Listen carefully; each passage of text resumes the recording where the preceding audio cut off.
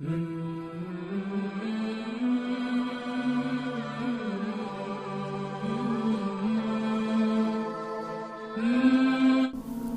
کے خزانے کے متعلق آپ نے تاریخی حکایات اور محاورے تو سنے ہی ہوں گے۔ یہ وہی شخص ہے جس کا ذکر اللہ نے قرآن مجید میں نشان عبرت کے طور پر کیا ہے۔ قارون کا قصہ اسرائیلی اور اسلامی دونوں طرح کی روایتوں میں ملتی ہے۔ یہ بنی اسرائیل کا وہی امیر ترین شخص تھا جس کے خزانے کی کنجیاں 300 اونٹوں اور خچروں پر لادے جاتے تھے، اور ہر کنجی چمڑے کی ہوتی تھی جو ایک خزانے کی چابی تھی۔ تاریخ انسانی میں قارون سے زیادہ دولت کسی شخص کو عطا نہیں کی گئی۔ قارون حضرت موسیٰ علیہ السلام کے چچا یسہور کا بیٹا تھا۔ وہ نہایت ہی حسین اور خوبصورت آدمی تھا۔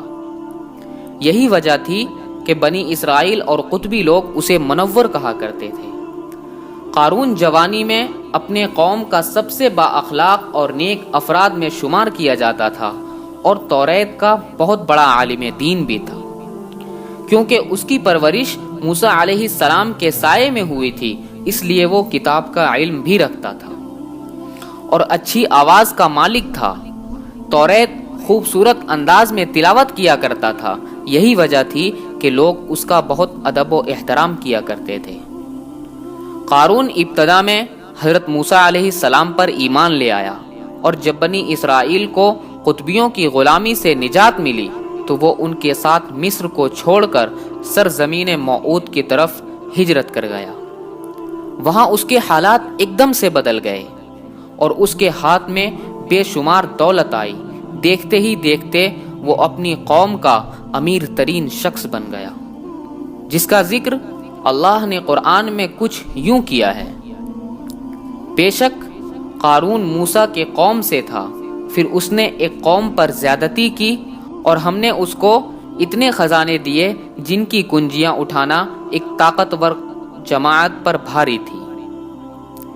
ایک جگہ فرمایا، جب اس سے اس کی قوم کے لوگوں نے کہا اتراؤ نہیں، بے شک اللہ اترانے والوں کو پسند نہیں کرتا، اور جو مال تجھے اللہ نے دیا ہے اس کے ذریعے آخرت کا گھر طلب کر، اور دنیا سے اپنا حصہ نہ بھول، اور احسان کر جیسا کہ اللہ نے تجھ پر احسان کیا، اور زمین میں فساد نہ کر، بے شک اللہ فسادیوں کو پسند نہیں کرتا۔ پھر جب زکوٰۃ کا حکم نازل ہوا تو موسیٰ علیہ السلام نے اس سے عہد لیا، تو اس نے یہ وعدہ کیا تھا کہ اپنے مال کا 1000واں حصہ زکوٰۃ نکالے گا۔ جب اس نے اپنے مال کا حساب لگایا تو ایک بہت بڑی رقم زکوٰۃ کی نکلی، لہٰذا اس کے دل میں حرص اور لالچ پیدا ہو گئی، اور وہ زکوٰۃ کا منکر ہو گیا، انکار کر بیٹھا۔ اس نے ایک گندی چال چلی، اس نے بنی اسرائیل میں سے ایک گروہ کو جو اس کے حمایتی تھے جمع کیا، اور کہا، اے بنی اسرائیل، موسیٰ نے ہمیں بہت سارے امور کا حکم دیا جس پر تم لوگوں نے اس کی پیروی کی، اب وہ تم سے تمہارا مال بھی لینا چاہتا ہے۔ فلاں فاحشہ عورت کو لے کر آؤ تاکہ اسے کچھ پیسے دے کر موسیٰ کو بدکار ثابت کیا جا سکے۔ قارون نے اپنے قوم کے لوگوں کو جمع کیا اور حضرت موسیٰ علیہ السلام سے پوچھا کہ زنا کا کیا سزا ہے؟ حضرت موسیٰ علیہ السلام نے کہا، جو بھی زنا کرے حالانکہ اس کی بیوی بھی ہو تو اسے سنسار کیا جائے یہاں تک کہ وہ مر جائے۔ قارون حضرت موسیٰ علیہ السلام سے کہا، حتیٰ کہ اگر یہ کام آپ نے انجام دیا ہو تو بھی؟ حضرت موسیٰ علیہ السلام نے کہا، ہاں، حتیٰ کہ اگر اس کام کو میں بھی انجام دوں تو یہی حکم ہے۔ تو قارون نے کہا، بنی اسرائیل یہ گمان کرتے ہیں کہ آپ نے فلاں فاحشہ عورت سے زنا کیا ہے۔ حضرت موسیٰ علیہ السلام نے فرمایا، اس عورت کو میرے پاس لاؤ۔